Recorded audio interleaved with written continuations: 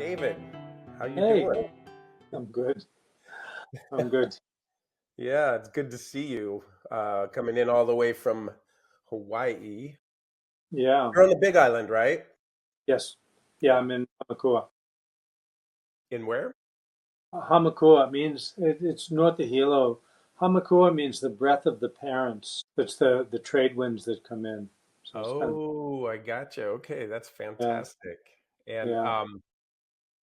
so I'm gonna ask you to just give a little summary of what has brought you to this part of your life with your healing work, with the acupuncture, with the sacred sexuality, with the plant um, identification and work with the plants. I know you've written a book or a couple of books around that. Um, yeah, I think it's cross-referencing memes, cross-referencing intellectual traditions. So I some people say I mix apples and bicycles. You know, so I like to look at a system of thinking, or a meme or a reality, and then see how it fits with how it connects to other realities. Mm. So yeah, So would you so call there's that this integrating different yeah, disciplines, it's kind of modalities? like system thinking in spiral dynamics. When you're in green, above green, I can't remember if it's yellow or something, but you're looking at systems, and rather than them being dogmas about the way things are, because theories are just ideas that we lay on the world. The world exists beyond our theories about it, and we get addicted to our memes, and then we'll fight and kill for these things that don't exist. Money, religion, these things that don't have a material substance. Yeah, Would you call that belief systems? Would you yeah, say belief that like systems, paradigms. They're memes. They're ideas. Christianity, feminism, communism, money, language, they're all mathematics, they're all memes. None of them exist in the world. They're just things that exist in our nervous system that we get addicted to, and then we try and find people that match up with us and our tribe, and then we reject people that have different memes, different stories and belief systems. The I've tried to get to a point where I'm a tiny bit less addicted to my memes. So that's what I'm working on. So I compare. Like hardcore science to traditional Chinese medicine, and I focus a lot on traditions that are time tested, and to see how science would inform me, so I could hold those two in this, that cognitive dissonance in the same space. So would you say that with the more traditional stuff, which it sometimes can become a more concretized belief system, or whether it's true or not, when you bring the science in, you feel like you can actually prove some of what the Well, traditions are saying? I Is that what I'm hearing? yeah, like most people in the West, I have a bias. I think that science kind of proves stuff, Okay. which actually is not true. I mean, it's very limited. Science looks at everything through a tiny hole. Um, but I think it's a really useful model and it's very practical. But yeah, but my bias is to if science says it's real, it's real. When we both know that's not true. Science is just another meme, another gloss we're laying on top of whatever reality is. But yeah, so I will, like when I learn traditional nature skills practices or nature connection practices, I try and correlate those with human physiology, because our ancestors were not stupid. They were geniuses, brilliant, brilliant. Yeah. And so when things have stood the test of time under intense scrutiny and observation, regardless of whether you're using the scientific method, I tend to trust that. And Trust which one? The I tend to trust the traditions, okay. you know. So, well, I teach three different things. I teach science, I teach traditional practices, and if something is common sense, I will also go with that. So any one of those I will teach. If I get two or three of them together, it's just awesome. So that's the apples and bicycles, trying to get, traditional practices in from a Western perspective. Gotcha. Okay. Traditional learning the traditional practices or understanding them from with the Western biased mind, Both, basically trying to bridge that gap right. for And people. with sexuality and with self-defense and neuroscience and plant science and all those things. So yeah. So talk a little bit about your plant, your work with plants and the traditional. Well, lately, I mean, I've been working with plants since I was in my 27 or 28. With my former wife was an herbalist. So a long time, huh, David? Yeah, and then I went to acupuncture. I mean, I've always been, even as a kid, I was always in the woods, exploring stuff. I was kind of a lonely kid, so I spent a lot of time alone in the woods. And but I started actually studying formally when I was about 27. I met my ex-wife, and she's an herbalist. Then I went to acupuncture school and studied Chinese herbs. Then I moved to Hawaii and studied Hawaiian medicine, which is a lot of herbs. And now I mostly travel and make videos of herbalists. And this kind of two, and I also practice. I have a clinical practice where I treat patients. And in the practice, I do acupuncture, I do body work, and I do herbal medicine, Okay. and psychotherapy without a license. So, uh, and so when I, because I specialize in the plants of the tropics, when I go to tropical places, I learn. I'm familiar with a lot of the plants, so I'll make videos of traditional practitioners. So, Yeah, but I've there's seen a couple of those that you've done. You have those up on a particular site, right? They're yeah, not just up on YouTube. YouTube channel, but yeah. So, and there's kind of two with my regular students. There's two ways to approach. There's sort of a head-oriented way where you're memorizing information, learning science, learning, Rote. Yeah. and then there's a whole other realm which is intuitive, which is somatic, which is learning to experience the natural world directly with our body. Yes. Yes. And And I want to late, get more into that. So please, that's yeah, and lately I've been exploring a lot more on psychedelic journeys, connecting with plants as equal beings. It's been very interesting, very profound. My Hawaiian teachers would listen to plants, and they taught me, and I learned how to do that. And I did, it was interesting, and I like to break frame. To we have, we have cognitive biases, and we have uh, sensory gating, where we block out ideas and we block out information. hmm. And when we break frame, we suspend that and we allow more information to come in. So you're So, saying that with the psychedelics that well, that no, allows you to break even frame or yeah, well, or psychedelics definitely break frame, but also even just um, saying, okay, what can I learn from a plant without science, without logic? What can I learn? You know. So that started me on my journey of listening to plants. Uncle Bill Kanekoa was really, really good at listening to plants, and I watched my Hawaiian teachers, and then, but then about 8 years ago, I did ayahuasca, and I had a really profound experience. It was nothing like what I'd heard from plants before. It was fully engaged and very unsettling in a good way.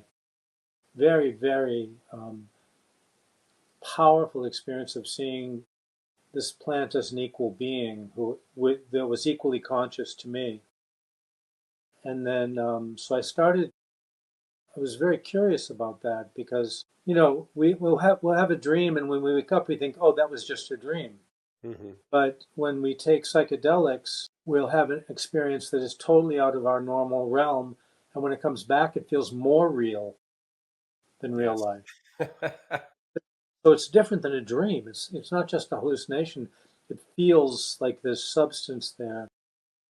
So recently, I've been exploring with a friend of mine who's an ayahuasquero. I've been exploring how do we create experiences, ceremonial experiences, where the focus is not going inside as much as going Mm. outside. It's not Wow. interoceptive, exteroceptive, or sometimes proprioceptive, but it's mostly exteroceptive.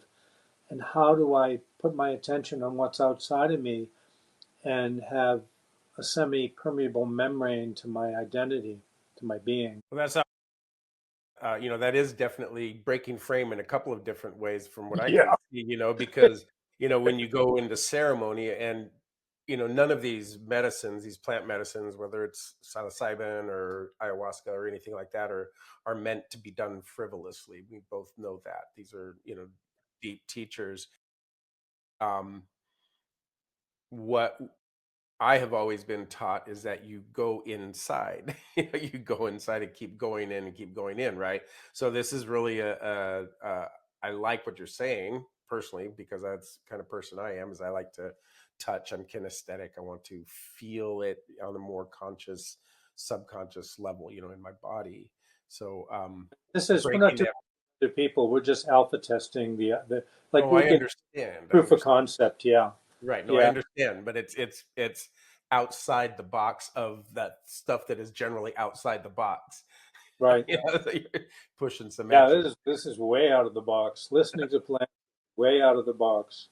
Well, and I Um, want to ask you about that too, because you said you watched your traditional teachers, the Hawaiians, and I imagine other folks too, and then your own experience. How do you describe, or how does that work? When you are not on a psychedelic of some sort, but you're listening to the plants. What is the process to do that? well, so I had to kind of backwards engineer this from my Hawaiian teachers. Basically, you use your body as an antenna, and you sit with a plant that is alive, is living, and it's not injured or sick. And you sit with it, and you can touch it or whatever. And you turn off your phone. You don't write anything down. You drop into your body, and you just listen, and you don't edit. You don't edit what's coming through. So, because there's a lot of roof brain chatter, right? So there's the what do they call it, the default mode network is running, so you have to, so you may be thinking about politics or your taxes or your partner or whatever, your clothing or money, and so I let it all in, but then sometimes I will get a sensation in my body that's very specific, that appears to come from nowhere. It didn't come from my thoughts. Hmm. There was no thought lead into that sensation. So, but I don't edit anything and I allow everything in. And then I just notice what I'm feeling in my body sitting with that plant. And then, it takes me at least a half an hour just to shut my brain off. So the sitting is longer. And it's also, when I'm sitting with a plant, I'm experiencing it as an individual. We're in a community Mm, where that hmm. that plant is a member of the community that I'm in at the moment. Yes. And so drop into my body, and then I just notice and I just stay with it. And I don't put it in my mouth unless I know what it is. Um, but I wait until later to taste it or to smell it. So I just see what's alive, and then I yeah, and then after an hour or two or however long, I'll feel like, okay, I'm done. I'll get up, and then I'll write everything down. Everything, even the goofy stuff, even the stuff that I is totally roof brain Mhm. chatter, I write down, you know. Yeah, just kind of stream of consciousness type of, Yeah, right? and Yeah. but and the Oh, yeah. conclusion that that was my sort of interpretation or hallucination of how my Hawaiian teachers would do that. They never sat me down and said, "This is how you listen to a plant." They just did it, and I watched them. Well, that's so much of our learning comes from just watching, whether we're even aware of it, right? And Well, yeah, and then that's also very traditional in this specific tradition. Like they say, "Nana kamaka holo ka pepe ao me pa'a," means open your eyes, open your ears, and shut your mouth. So you don't ask questions; you just watch. And so there's a focus on, or a tendency to kind of feel in your body what's happening because you're not up in your head quite so much. would you like when we are looking at various kinds of modalities and traditions and whatnot?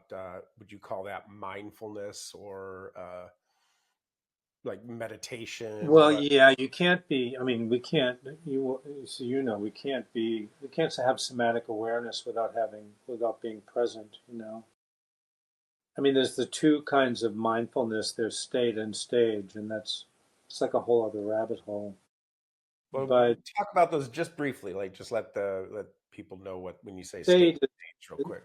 state is lucidity. It's awareness of awareness, and that is what most people call enlightenment when we're watching the watcher Okay. or we're observing the observer, and this that expands and collapses.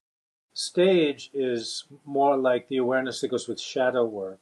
So how grown up am I? So you can be in a very high state like a lot of gurus, but still act like a child and an adolescent in a negative way.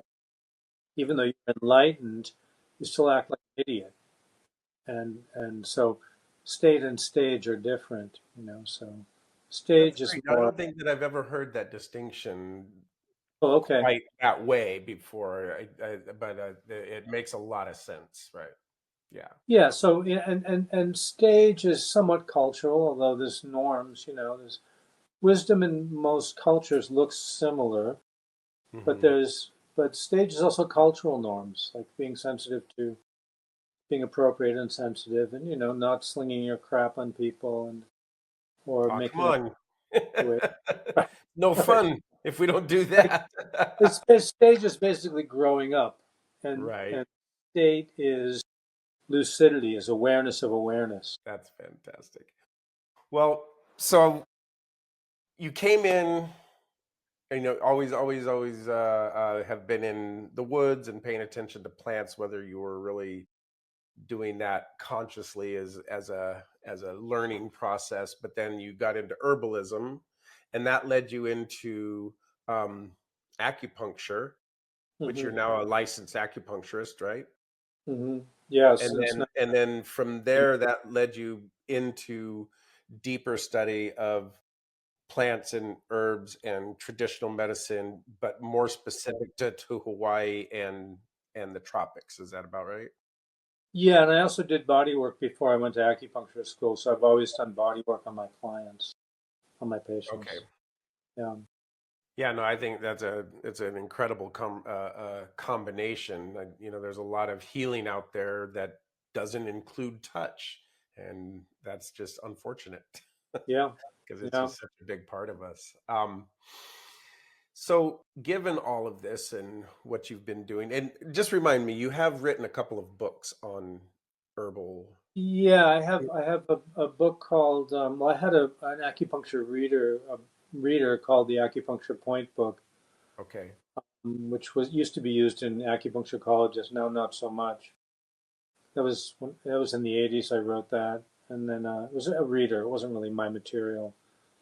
gotcha. Um, and then I wrote a book called Medicine at Your Feet: Healing Plants of the Hawaiian Kingdom, Hmm. which is 49 medicinal plants cross-culturally referenced. They all grow in Hawaii, but 49 plants.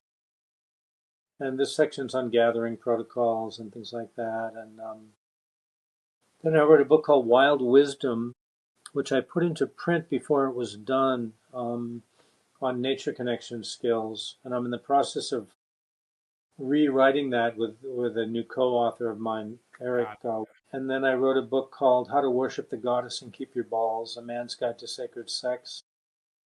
That's about male sexuality. And right now I'm working on two books. I'm rewriting A Wild Wisdom with Eric, and we're including Native American practices and Mm. memes in that book. And then I'm working on a book. I've been working on a book for 4 years called A Woman Worth Defending, Mm. Staying Safe in a Dangerous World. And it's already up to 400 pages, but it's about ways for women to stay safe. Gotcha. But it's not martial arts. There's no moves in it. It's all about psychology and situational awareness and things like that. So, David, you and I have known each other for a little while now, and the reason that we met actually is because of your book, um, "How to Worship the Goddess and Keep Your Balls." Uh, had a I had a girlfriend that gave me that book. She's like, "You got to read this." So I read it. I'm like, I want to meet that guy. And it was probably like 2 years later, I finally got to Maui and got to meet you and Yeah, figured out how yeah, to connect with you. And it's been a great journey since, with all the ins and outs and the ups and downs. And there's a couple of things that I would say there's like three things I would say that really stand out. One is your sacred sexual work, which you are masterful at and have created this whole process called Rivers of Love, or it's not a process, it's a modality. It's a healing journey, you could say. And then the uh, the self defense work, mostly for women. I got to participate in that and be the right. Q-tip that got Okay. beat up. That was a lot of fun. That might be for That another was fun. time. That was really a blast. Yeah, And hopefully we get to do that some more. yeah, It's amazing work. And so, the self defense, and you yourself have studied a shit ton of self defense. You've been in, right. I can't even remember all the modalities. You've been in jujitsu. You've been in Aikido. Am I right? Have you No, Muay studied Thai, Muay Thai, and then what other Italian, what other ones have yeah. you studied? Italian Eskrima, and some Krav Maga, and then Mhm. right now, well, I just got finished studying something that has no name. We call it assholes and elbows. Okay. Basically, for it's training for worst case scenarios. It's actually pure genius. Um, but yeah, yeah. So And then the other piece that I the when the what's the book called? The Wild, what wild, did say that again? wild wisdom. Wild Wisdom, and it is what I saw. It is about the what we were talking about earlier, that connectedness to nature, or the somatics in nature. And I know Yeah, that it seems like that's what is a theme that's really exciting you right now as you go through writing these books. And we've had a little bit of conversation around that, but just would love to invite you to talk about that a little bit more, and yeah. how Well, it ties into all the stuff that you've been doing in the physical somatic realm. yeah. The so well the sacred sexuality and the self defense are all somatic transformations, and that that happened in nature connection. So once you learn what's alive in your body, Hmm. then you can apply it to sexuality. You can apply it to violence. It's all the same um, set of windows and doors inside that opens and shut. That learning what's alive in your body, like really being able Yeah, but to and taste just that notice, almost. because we bypass that. We go straight from, rather than our feelings, our body sensations going into feelings, emotions, we can experience those feelings, those somatic sensations as value neutral. They're value neutral. Once they don't need to necessarily put us into an emotion, we get enough distance to actually see what's going on, and we sort of hone that antenna, that machine. So would you? Oh, go ahead, please. Yes. So yeah, so it's all the same thing, and doing the self-defense and the sacred sexual work, I get to help facilitate people's transformation. I mean, I don't touch people in the sacred sexual work, but I'm there, I'm teaching them how to facilitate that. And in the self-defense, I am touching people and they're beating the crap out of me and stuff, but that's, for me, that's all sort of the same thing. It all emerges from a body awareness and paying attention and noticing what's happening, what's alive. So the piece about it being value neutral and being able to become aware of that, would you say that with that awareness, you actually can begin to learn how to shift your internal state without needing to put the label of an emotion, or even more so put a story over it? Is Well, I that mean, it's still a work in progress, so, but yeah, I think so. I think it allows us enough distance. It's like when we meditate and we watch our thoughts, they arise and they go, and we realize that our thoughts are not us. Same thing in the body. When we drop in, there's a Tibetan practice called Shenpa, which is sort of somatic based interoception. But the same way we see our thoughts float away like clouds, we can watch our bodily sensations morph and change and Mhm. dissolve. And then we're less at effect of their impact. Would you use that awareness to do some sort of practice to affect a change, like when we get uh something outside stimulates us and our heartbeat goes up and our guts Oh, start churning and stuff? I mean, what would yeah, you? you can. You certainly can. Although for me at this stage in my life, the point is not trying to change that. The point is just being aware that it's a story. That sensation creates a story in me, and then I attach I love meaning to that. it, and then emotion. But if I can just watch the process of the creation of that story without trying to change it, just noticing how it will change. It does change. I don't have to do anything. It's going to go away, you know. Mhm. And as long as I don't feed it, the Tibetan practice is called Shenpa. Shenpa is the thing that makes our thoughts sticky. So something will happen, it'll piss me off, or I'll think of something that pisses me off, and I think of something else that pisses me off, and pretty soon I'm down this rabbit hole of resentment, Or you keep chewing on the same thing that pissed you off. You just go, Exactly. let's loop back into that one because boy, that I mean, stinks. 25 years ago, somebody hurt my feelings, and I'm Right. still awake at night thinking about it. So that's Shenpa. That is that stickiness of our thoughts. When if I in the practice, so the practice of Shenpa is unhooking from that.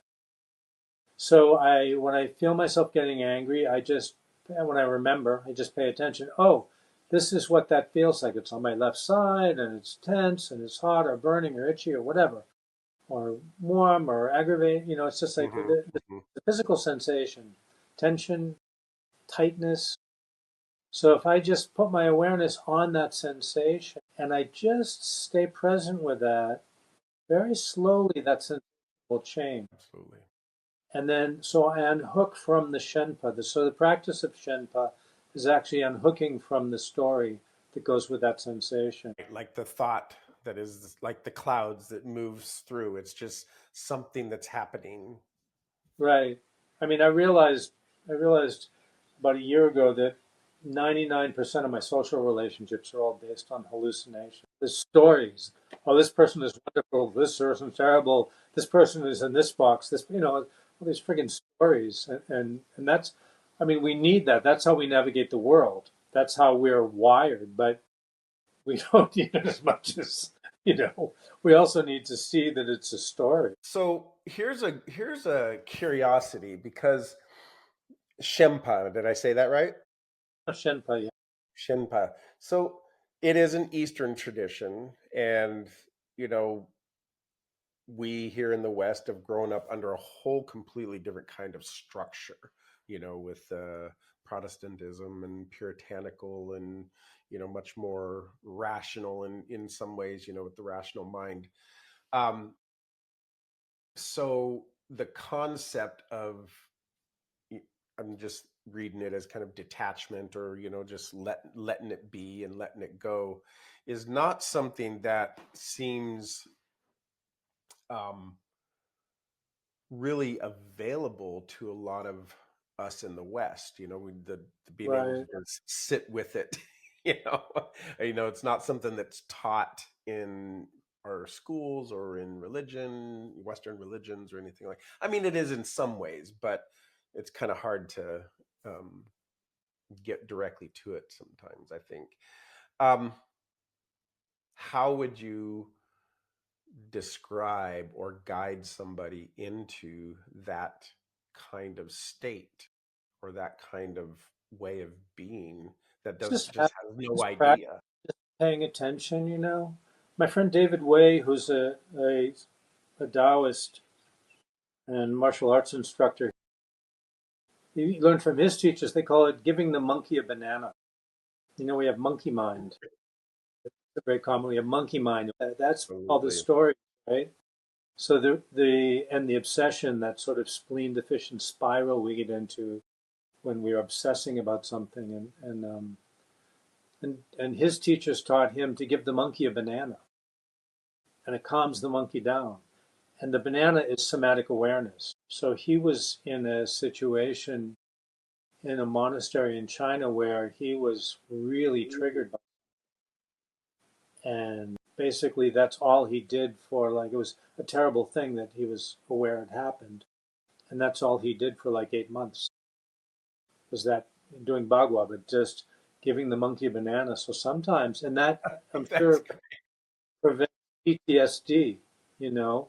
And Yeah. he talked about this in a class he taught for us called the Eight Shakes, or the eight somatic practices of how to relieve trauma, you know, Taoist Well, this practice. is another thing that I'd like to dig into a little bit more with you. That's actually I hadn't heard that one, the eight shakes you called it. Shakes, yeah, and it's just Yeah. a traditional Taoist practice for, it's a somatic practice, but it's basically for alleviating trauma. It's There's so many pieces I want to dig into with you here, I but know. I'm gonna try to stay on track here as much as we Okay, can all right. because the eight shakes. I definitely would love to hear more about that. Like, is there like a brief thing that you can? Well, yeah, I don't even know much about it. We just did it Okay, in all right, then we'll class. just That's we'll go. uh, I get no, it. I mean, I've studied a lot of yeah, Taoist shaking. work. I just thought the giving the monkey banana thing was interesting. I love it because on the other side of that is like, uh, when it's not your monkey, don't feed it. Like I mean, I've used that myself. Like, not my monkey, not my circus. That's you over Right, there. That's not me. right, So, being able to separate yourself from what's yours and what's theirs is really, exactly. Yeah, powerful and yeah. So, understanding so I the don't know somatic. how to get people to how I would encourage people to get into that, um, because they think you're crazy, Like, I remember years ago I was taking out tourists. This had to be 25 years ago. I was taking tourists out. And at the time, I'd been listening to plants for many years, but I never could explain it to people. I never tried because there was no words. And I had all these tourists, and we went out to the forest, and I'm standing there, and I'm going, okay, everybody, line up behind me. Okay, now feel the forest with your belly. So I'm there, and I'm doing my practices, and I'm thinking this is really cool. They're not going to get this anywhere else. And after, I don't know, 5 or 10 minutes, I turned around and I looked at them, and they were all like, and I was like, Oh, that didn't work for Didn't you? work at all. One guy goes, one guy goes, I have no idea what you're talking about. Everybody else went like this. So Exactly, yeah, exactly. so I'm probably not the guy to ask how to teach this stuff. Maybe Reggie Ray or something. He's a Buddhist teacher. He teaches somatic awareness. But I actually, my experience of you, and what I know that you know, um, I would beg to differ, because you might not use the words like, "Hey, we're going to figure out how to understand ourselves somatically," and but the way you bring things in, like, you know um, give the monkey a banana. Stay with the sensation that's in your body and just stay with that. I mean, these are really deep practices, but I also hear and I've heard, you using breath work and movement, the yeah, shaking and the different things like this to either bring more awareness to what's happening in the body, or maybe break up a pattern so you can feel what's happening in the body. So you know that's what I? just been my Yeah, I'm experience. sorry. Sorry.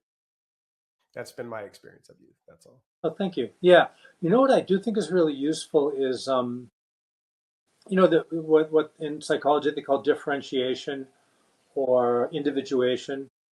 Me, not me. Like when the voices in my head are things that I learned rather than my genuine voice. Oh, right. Okay. I have experienced that, and that's sort of one of the stages of becoming a grown up. You have to individuate from your parents, and then you have to individuate from your own stories about the world.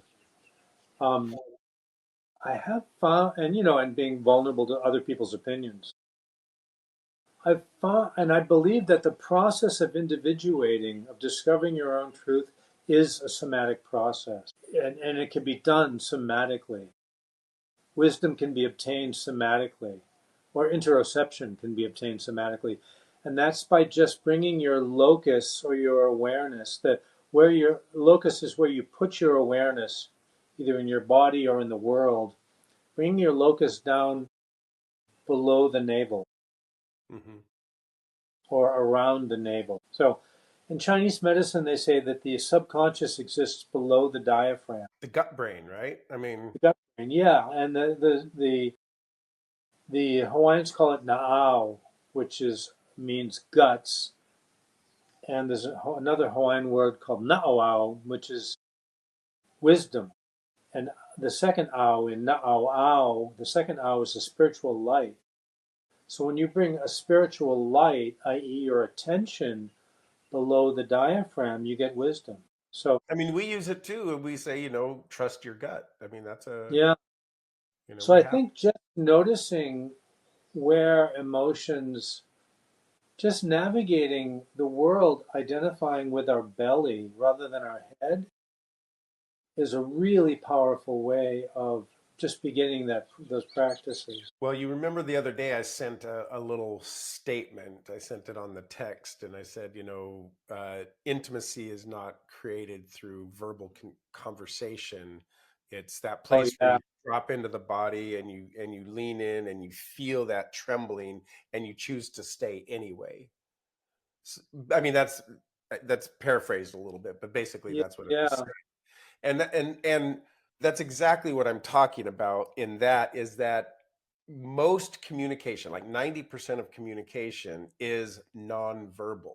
Like, we're reading each other's faces, we're bodies, we're the Right, pheromones, the smells, the energy between the heartbeat and all that. Like, our body knows and reads what's happening around us all the time, and I'm really loving the way you're talking about just like going down into the gut and being with the sensation there, and then learning how to trust and listen. There's the wisdom of that of the interoception, but the interoception doesn't exist by itself, right? I mean, there's right, proprioception, there's vestibular, there's all of the different, and then all the other senses.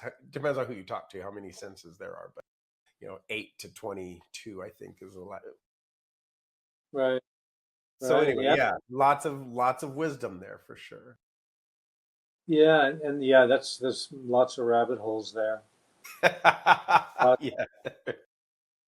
Yeah, and the thing about intimacy that I was talking about was I think deep rapport can be somatic. Intimacy is what was it? David Data called it trusting your partner more than you trust yourself because you know they have good intentions for you. So there's being able to sit with the discomfort with another person. You're right, is a form of intimacy, but intimacy is also self-disclosing and words and stuff like that. Yeah, yeah. And bringing our locus, our center of attention from our head down into our belly, or when I do it, allows me to more cleanly be transparent without shame Hmm. or arrogance. What would we be without shame and arrogance, David? Come on, you're taking away all the fun. Yeah, right. Or blame. Right? Yeah. So, yeah. So that's a part of, I sent you the thing on the relationship sanctuary and that graphic. That's part of it is, when you're in your individual your personal sanctuary, we have to drop down to see what our truth is and then understand our shadows. That's stage, where we fall short and we self-confront and we self-soothe. But then we also have to perceive our partner's shadows and watch their back and love them between the lines. They're going to say things, but that's not what they're really saying.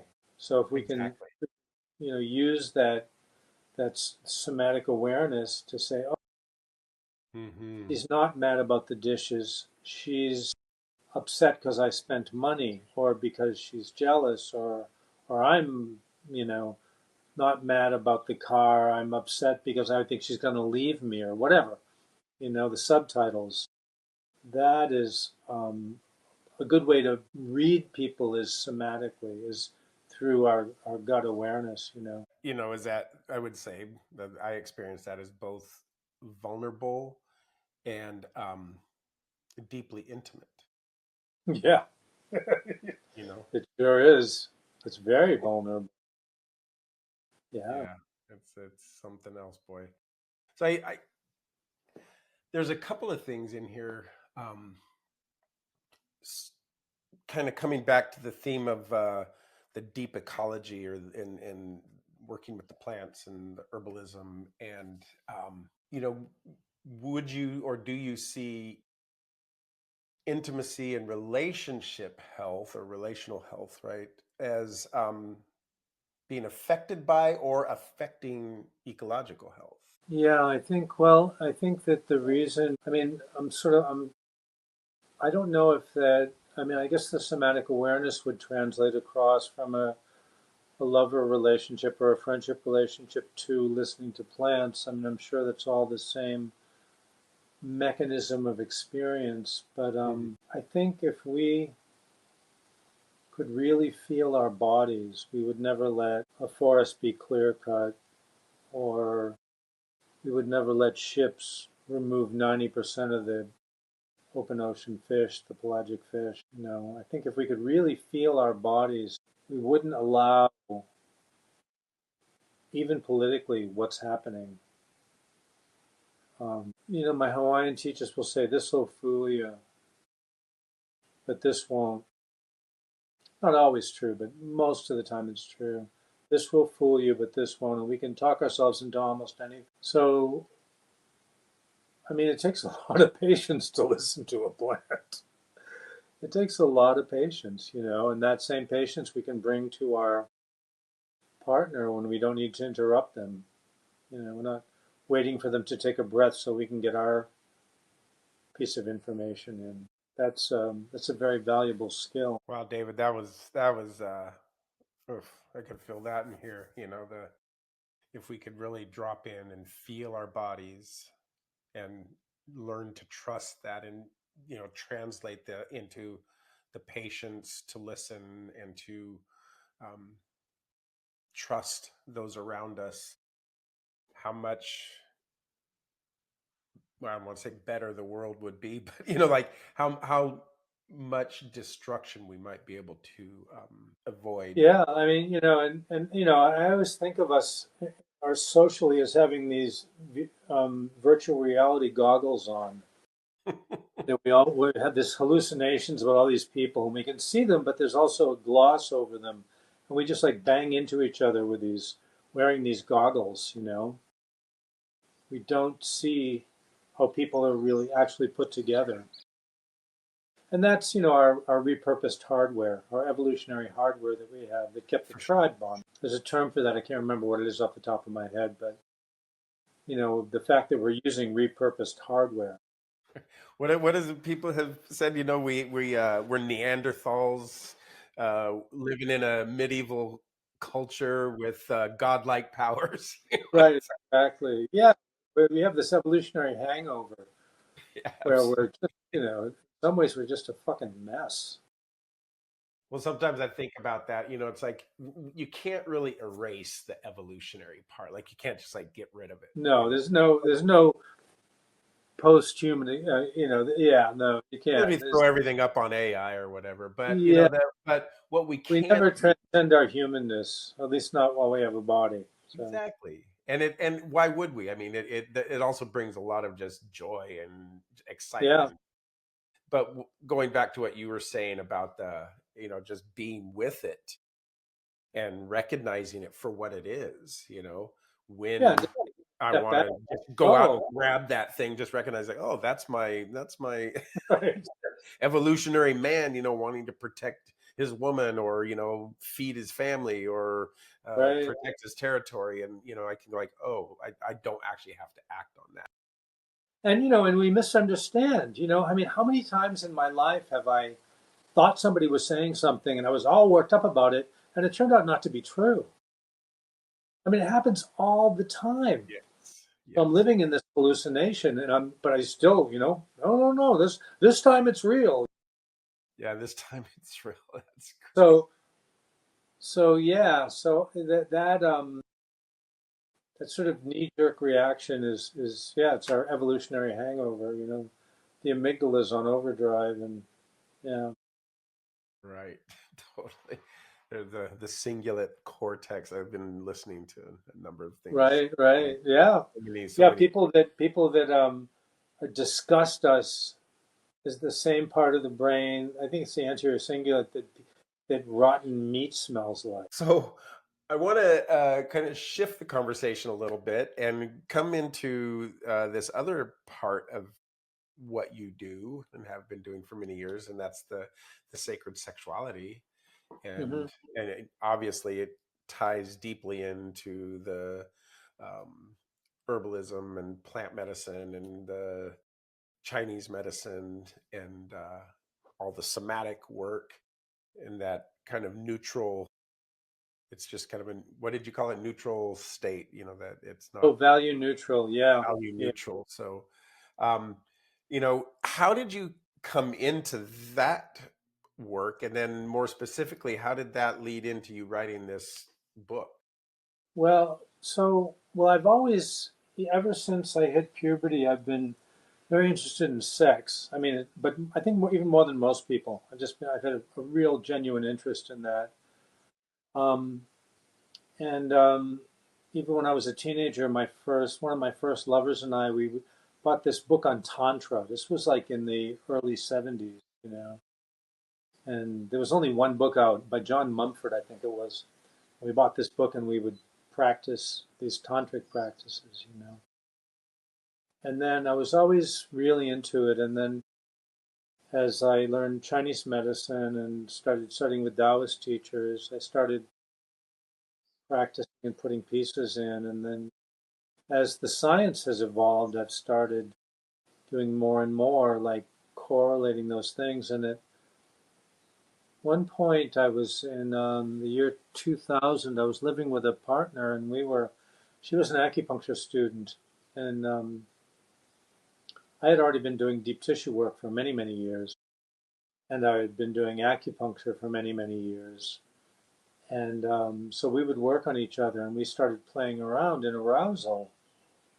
And we started applying the principles of Chinese medicine to deep tissue body work, to arousal. And her body would, when I worked on her, it would shift much faster and much more easily if she was aroused. Mm. I created a ceremony. A little while later, I created a ceremony around that, and it was just observational. I noticed that when I did, because I only do this on partners, right?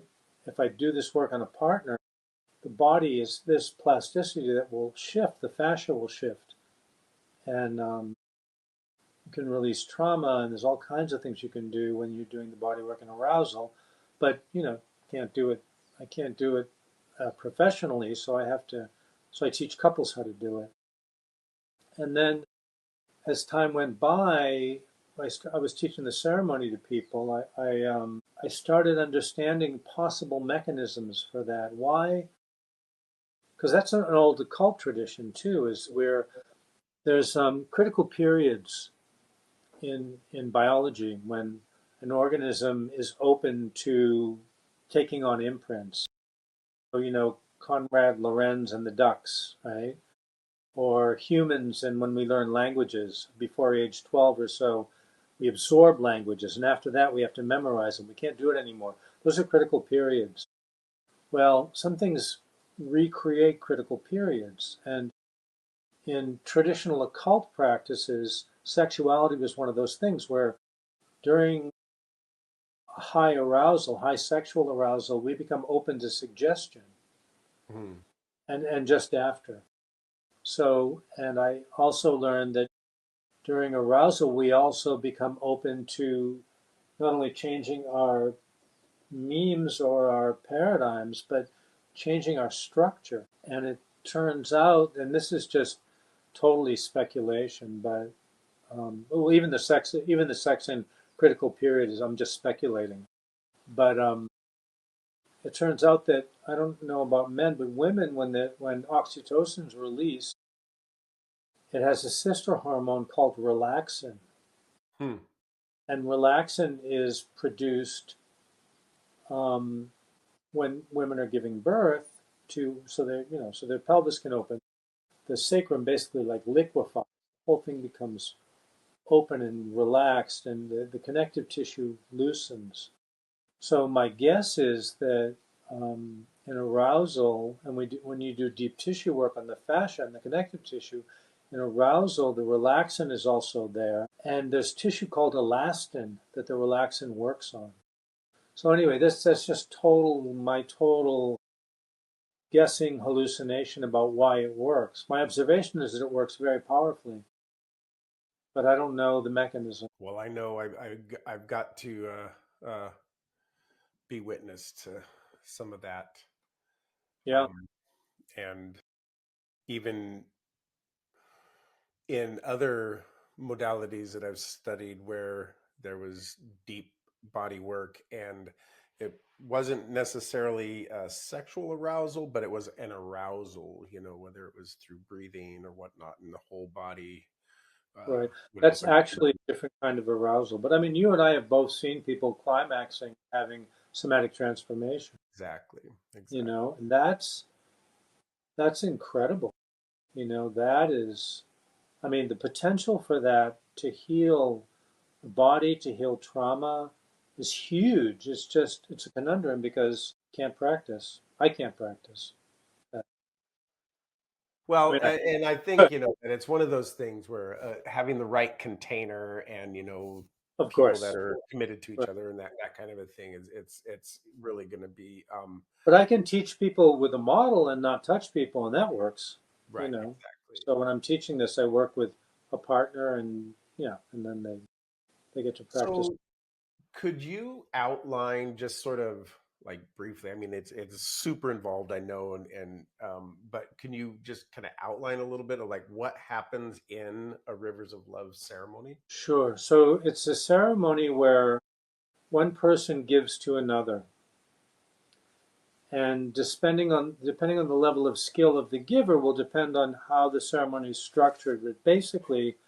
the most basic sort of entryway into that is there's the space is consecrated, so you clear the space, you create sacred space, ritual space. It's Like a done on a prayer or something like that. prayer or Tibetan bells or Hmm. smudging or um, Hawaiian salt or whatever one would want to do. And then it's a gift from one person to another. And then there's it begins with boundaries, fears, and desires, and where the people connect and they talk about what the boundaries are in the session, what fears they may have, and what they want to gain from it. Hmm. What's the intention? And it's from one person to another. So, I mean, you can do it where you're going back and forth, but when I teach it, basically, it's one person is giving, one person's receiving.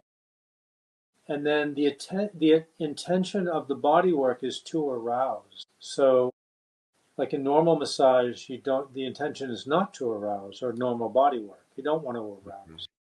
You want to do it without arousal. But in this, done with partners, the intention is to arouse. So the body work starts out in a very arousing way, and then as the body work, as the arousal increases, the body work gets deeper. So during the just of the arousal, it's myofascial, just superficial, and the body's covered in oil. It's superficial, and then as the arousal increases, the work gets deeper and works into the fascia deep. Hmm. And when the men when a man gives to a woman, the ceremony is different than when a woman gives to a man. Hmm. When a man gives to a woman, he's circling in for a landing. And when a woman gives to a man, she's spiraling out for a takeoff. Hmm. That has to do with the polarity in the body and Taoist ideas of how men and women are wired differently generally. And so as the work progresses, there's more arousal and it's a gift. So it's not about mutual pleasure, it's about a gift of pleasure and a gift of healing and a gift of tissue, Hmm. deep tissue work and body work. And then as the ceremony comes to, at some point you decide, okay, so it's been deep tissue work. Sometimes there's breathing, sometimes there's energetic visualizations. I mean, can get very, very elaborate in terms of depending on the skill level and the awareness of the people doing it. Um, and then there's closure where you bring the arousal down and you calm the body down. And then there's again consecration and the ceremony's over. Um, it's not easy. I mean, for as a man to think about because the men get aroused too when they're giving the work, but it's not for me, it's for her. So it's like, so I have to, so, it takes a certain kind of man to be able to do the Right. work and not delude myself into thinking that something I'm doing for her is actually for me. I mean, I can get arouse pleasure from the touch, but it's basically for her. And that's what you want. So your antenna are tuned to her, what's going on with her. Right. And so the point is to create healing. And then on top of that sort of skeleton framework of a ceremony, there's very sophisticated psychological practices and magical practices where you're using that critical period to take on new intentions or to heal a certain part of your body or to go into trauma or whatever. But it's all done in arousal with pleasure. Mm. Yeah, it's an amazing ceremony and an amazing practice for sure. And in that, do you teach couples or help bring in the idea that couples can help heal each other? Is that something you would Yeah, say? absolutely. Yeah. Yeah. And, and it's easy. The basics are easy to learn. Like the body work is actually very simple to learn. But to have a man be able to hold space and not to manipulate in a negative way or not to hijack the process is challenging. Mm-hmm. And for women to, and I'm obviously generalizing, for women to be able to just receive without reciprocating. For many women, that's very difficult. And for a man to just give without getting anything in return is also can be very difficult for men. And, you do me, I do you, you know, that kind of thing. When we teach the class, it goes both ways. So, the beginning of the day, the women receive, and then at the end of the day, the men receive. But yeah. So it hits on multiple levels. Yeah. It's kind of the opposite of the self-defense work because in that work, there's a lot of fear. We're re-traumatizing people. It's called flooding technique in the Mm-hmm. self-defense work, where we're getting them to find their power in fear. And in the rivers of love work, it's getting you to find your power in arousal, which is, and they're often mutually exclusive. I mean, sometimes in BDSM you can play with that, but generally, the more fear you have, the less you're going to be able to make love and open. Yeah. So, what is I mean, if you have one, an example of a transformation that you witnessed in this work in the classes? Um, oh my God. Well, normally, I mean, so much of it. I mean, so many things. People learn to do shadow work doing Mm-hmm. this because this is kapu. It's taboo. It's forbidden. And when I'm with a partner and they are able to relax into their sensate focus into their somatic awareness, I mean, just the sexuality alone can be very liberating. But then Mm-hmm. also, I've seen many witnessed from the outside many people having transformations. I mean, you and I witnessed somebody relive a trauma Mm-hmm. in high arousal. That's healing. You know, I've seen people's pelvises shift radically. Mm. Um, the chest open up. The adductors. Many women. They say men shut down from the neck to the navel, and women shut down from the knees to the navel. Mm. So I've seen men crack open their heart just somatically at the end of a day of giving and receiving pleasure, and their heart just will crack open and they'll cry. People that haven't cried for years. Yeah, you'll get, people, women, their pelvis, which is their negative pole in Taoist thought, is it opens and relaxes, and there's trust, and their partner has to be worthy of that trust, because if there's shadow happening, they're going to sniff it out. So, Right. negative shadow. So that is like, okay.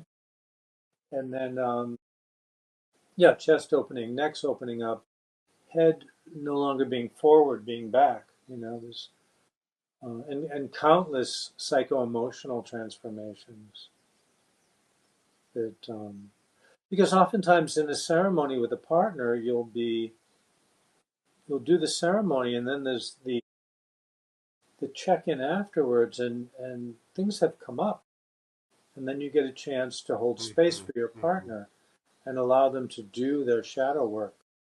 And I've had, you know, lovers who've never done any shadow work, and then afterwards they have the opportunity, and I'm holding space. I'm not judging anything.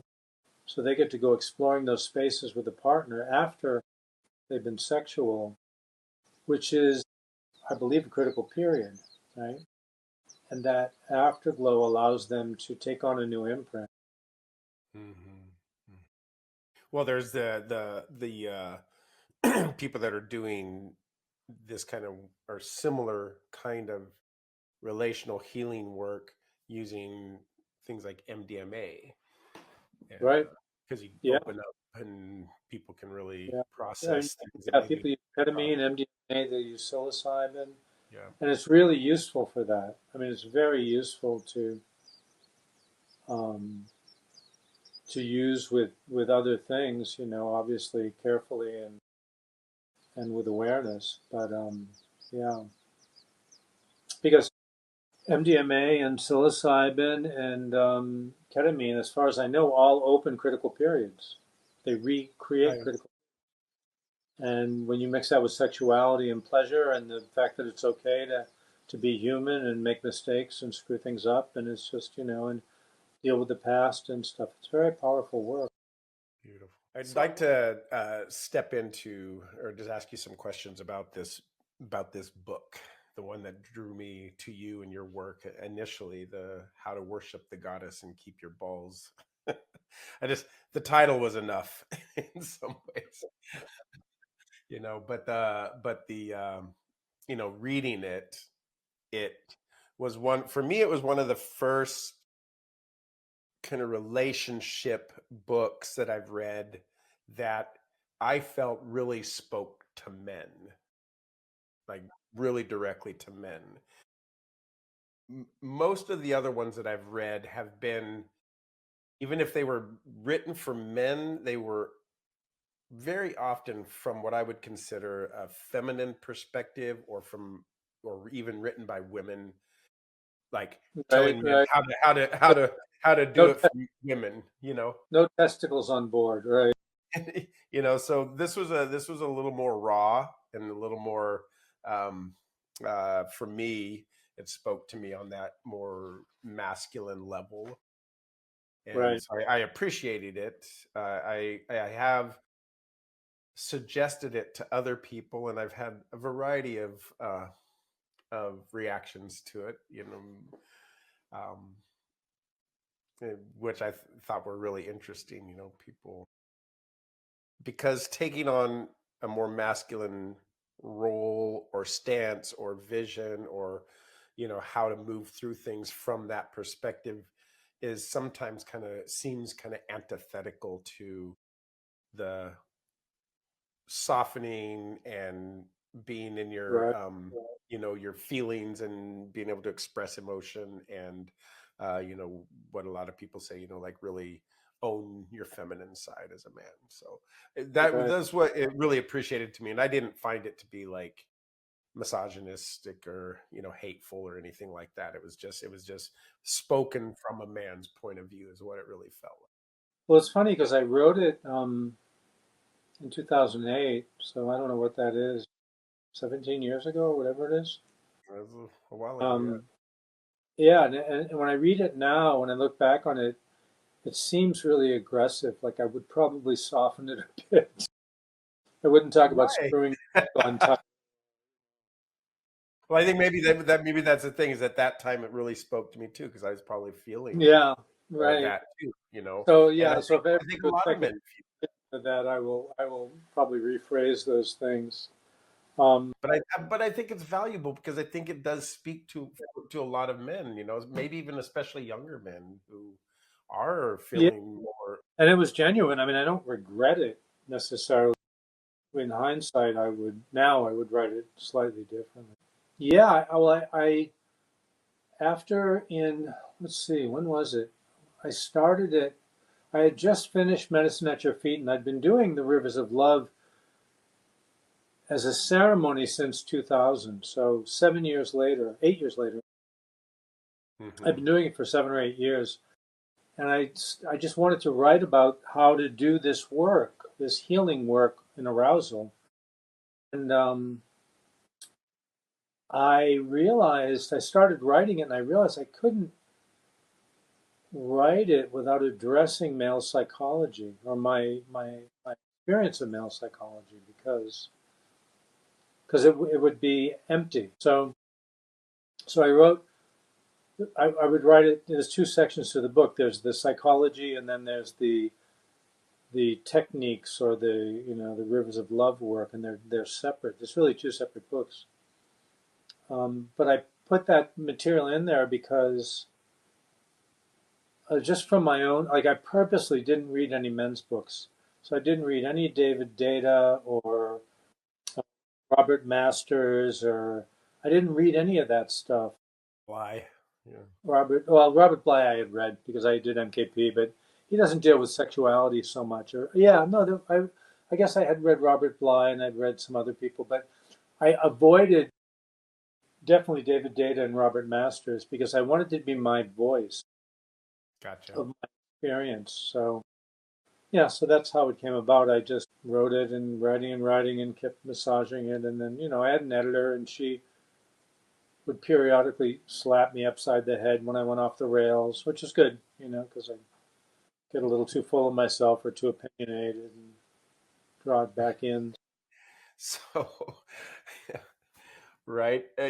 So that actually, there's a few other questions, that I have in that, it's like, how can men cultivate polarity with a powerful woman without using control tactics? I was hoping you could tell me. I don't know. I haven't figured that one out. Yeah, it's a work in progress. It's just self confrontation and self soothing. Hmm. So talk Those, about self-soothing a little bit. if you can self confront and you can self soothe, well, self soothing is stepping outside your evolutionary hangover. Okay. Okay. It's like That's beautifully it's put. I not like that. Yeah. not believing everything you think. Her it's not her job to make you fucking happy. It's her job to make her happy. And if that works, that's great. But we forget that, and we all revert to children, or most of us revert to being children when we're in relationships. It's and it requires to be at in order to do that, to do the yoga of relationship, we have to be able to self-soothe because we get triggered. Everybody I know gets triggered. I'm going to use the editorial we get triggered in because we're vulnerable, and all our scripts and our stories from childhood come up, and what we observed our parents or caregivers doing and all that stuff. Hmm. Without self-soothing, we just make a mess. Without self-soothing, we're just going to create a train wreck. Because when I'm in an argument with my partner and they say something hurtful, I want to hurt them back. I want to say something hurtful. Hmm. And Hmm. when I do, it feels good. But that's a very short-term gain and a long-term loss. Yes, absolutely. And if I'm in a relationship, I want to be in it for the long term. If I'm in a committed relationship, I want it to last. I mean, with that Hmm. person for a reason. So if I can't control my mouth, I'm going to make a mess. I'm going to say things that once they're out, you can't take them back. And that is, and the ability to navigate that is self-soothing. Okay. Self-soothing is also allows us, it's getting a handle on our amygdala, and it allows us to self-confront too. That's why MDMA works and ketamine, because they shut down the amygdala so we can see our patterns, but we don't react to them. Right. That makes a lot of sense. Go ahead. And being triggered is, I mean, it's a gift. It's a doorway you know, showing us who we are and where we need to put our attention to heal. And sometimes we have to just self-confront and change our behavior and eat crow. And sometimes we just need to leave the person we're with because they're not safe. Right. And so I need to, and that's stage. That's being with a grown-up. And sometimes people are both at a very high stage, but they're just not compatible. So just because I'm angry doesn't mean somebody did something wrong. Just because I'm pissed off about something somebody doesn't Yeah. mean she did anything wrong. Right. Yeah. Yeah. And if I can't self-soothe, that's going to fester. We have at some point in life we have to put on our big boy pants and just grow up. I love that. I've said, that people talking about the inner child, and I'm not knocking inner child work, but I was like, there was a point when I had to tell my inner child to, yeah, grow the fuck up and go get a job. Fuck off. It's like, it's time, brother. Yeah, Daddy doesn't have any more for you, right? that's right. No more pacifier. No. Um, just kind of coming back a little bit more to the book. I know you talk a little bit about this in the book, but I don't remember it being a big part of it. But again, it's been a while since I've read it. But there was one place in there where you said integration, not castration. So I'm wondering what that is. That sort of along the lines of the self-soothing, or is it? Oh no, Are I don't we? answer that. Oh, okay. I need to talk to that We, guy. I want we to. both That need to reread your book. was a long time ago, right? Yeah, Yeah. yeah. No, I Well, don't know. what could you imagine that would mean? You know, just given where you are now. Yeah, it must be self-castration. I don't know. Yeah, I mean, it's just like, yeah, just you don't have to be perfect. You don't have to be a rescuer superhero. You can just be a guy, and that's okay. We've both been in a lot of men's groups. I've been in hundreds of men's groups. Every single men's group I've been in, everybody, you scratch the surface, there's the same guy underneath, you know, possibly with the exception of a few psychopaths, but generally it's all the same guy, And you talk about know. that guy. Who is that guy? That guy is like, he's vulnerable, he's sensitive. He's not a dog. Men aren't dogs. He's a vulnerable, sensitive human being who's doing his best and using the best strategies he knows to find balance in himself and in his world and to feel safe and loved, you know? And sometimes he does it really fucking badly and makes a terrible mess. Hmm.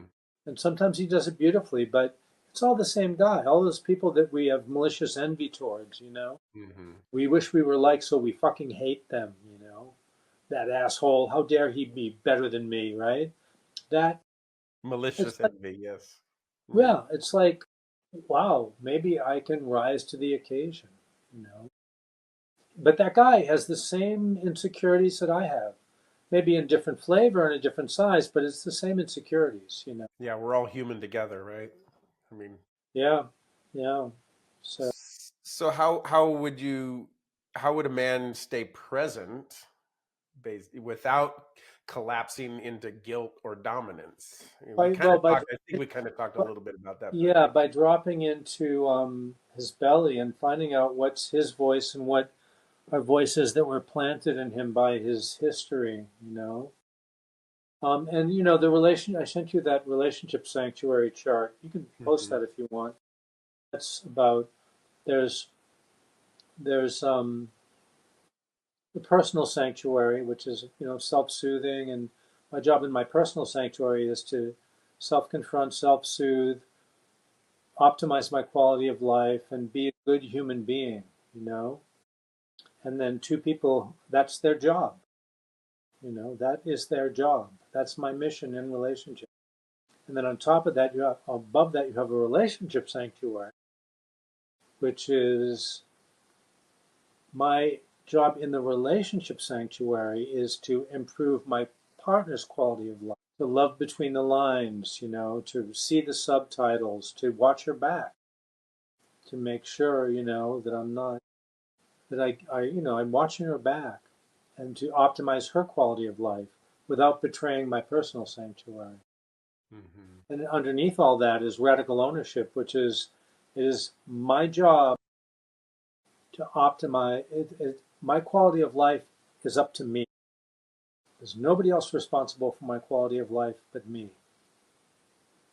And so radical ownership means I claim my quality of life as my project and Yeah. hopefully doing it with integrity. So, we're bring this to a close here, but you know, one of the questions that comes up is, what do you think men are most hungry for right now? That's a really good question. I think Western men, Hmm. because I spend a lot of time in Southeast Asia, and those men are different. But Western men, American men, European men, as a rule, are think they want well they we love sex and we love being admired, and um, that admiration is a food group. And if most men I know crave being admired, they say women need to be desired, men need to be admired. And if our partners can admire us without blowing sunshine up our ass, can in a genuine way, can honor us for what most men want to provide and protect. And if our partners, I see men craving that. They crave genuine feedback. Nobody wants to be have somebody bullshit them or flatter them, but genuine feedback about appreciation about what I'm providing and how I'm protecting, and without and still have the negative stuff come up, and I need to self confront around. But I think most men really crave that. That's a pretty tough road in a world where the providing part is not near as important as it was. Yeah, yeah, and you see that in Asia where it's more important. But there's so many ways men can provide. Even if Uh-huh. he's taking care of the kids and cleaning the house and doing laundry or just picking up his socks,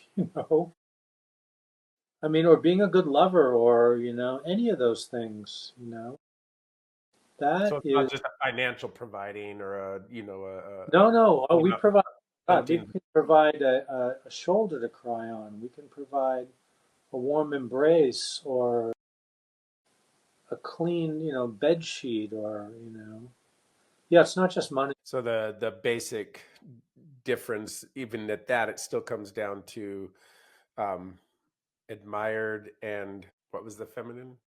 Oh, and women want to be desired. Desired and admired. Desired and Yeah. admired. I mean, if you strip away all the social conditioning, those two things are still existent at the Yeah, base. generally. I mean, Generally, right. men want to be, I want to be desired, and then women want to be admired too. But generally, it's sort of a Taoist truism that that's the case, and it has to do with our positive and negative poles in our body and all this esoteric stuff. But yeah, Hmm. Hmm. and also it's an evolutionary hangover. I mean, it's genetic. And, Well, David, um, before we leave, I'd like to ask you just one more question. What are you passionate about right now? I just started working in a rehab center, Hmm. people in rehab, as a coach counselor, not a licensed counselor, but as a coach. And I'm passionate about re-examining my coaching work. I was a coach for a few years when I stopped doing Chinese medicine, and it was actually 30 years ago that I used to design coaching systems, and now I have these coaching systems which I have pretty much rejected for myself because they were a little too ambitious and a little too many ways to fail. But now that Hmm. I'm coaching people and I'm seeing them change in the rehab center, I'm really excited about reviving those coaching systems and making them more humane, less ambitious, and more sensitive to our humanity. Beautiful. Hmm. Well, thank you, David. It's been Yeah, great to sit thanks, here Jay. and talk with you again and see your Yeah, face. Hopefully, we'll get to connect in person again sometime in the not too distant future.